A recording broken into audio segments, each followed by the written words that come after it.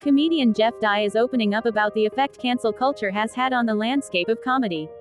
Specifically, the 41-year-old veteran comedian, who's been doing stand-up comedy since 2005, has lamented the blowback that comics face whenever they attempt to freely express their views. Political correctness used to mean that you needed to behave and talk in a way that is professional and doesn't offend, Mr. Dye told the Epoch Times via email. Now, the comedian says it means you have to submit to liberal views. To me that is insane and poison to comedy, he declared. I think no matter how you think or feel, if you are a comedian, it is your job to speak the truth, he added. Now, your interpretation of truth is a different conversation, but comics should be making people laugh or think, and, if you're really good, both. Throughout his time on stage, Mr. Dye, who grew up in a Christian home, hasn't shied away from pushing the envelope. Known for his unfiltered comedy, he infuses humor into the logical fallacies present in modern-day America, regularly touching upon trigger topics such as the transgender movement and other ideologies.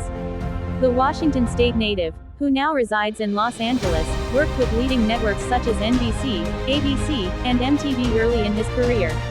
However, as he noted during a recent episode of Robert Kelly's You Know What Do podcast, his earlier comedy sketches largely erred on the side of caution because he was contractually unable to make jokes that referenced his political views. I was bought, he explained on the podcast. They say, okay, you're not going to say this, you're not going to say this, and you will say this.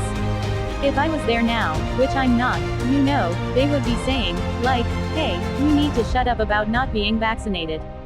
They expect you to conduct yourself in a way, and I'm thinking, like, well, this is why we don't work in offices as comedians, he continued.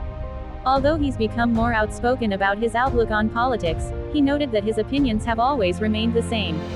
The world's changed. I haven't changed any of my views, he told Mr. Kelly. I joke about this. I am a 2001 liberal, which is just a Republican now. I've changed no views, he reiterated. But all of a sudden, I'm this outlaw that needs to be censored cause I don't think men can have their periods. Like, that's insane. That's how much it's shifted.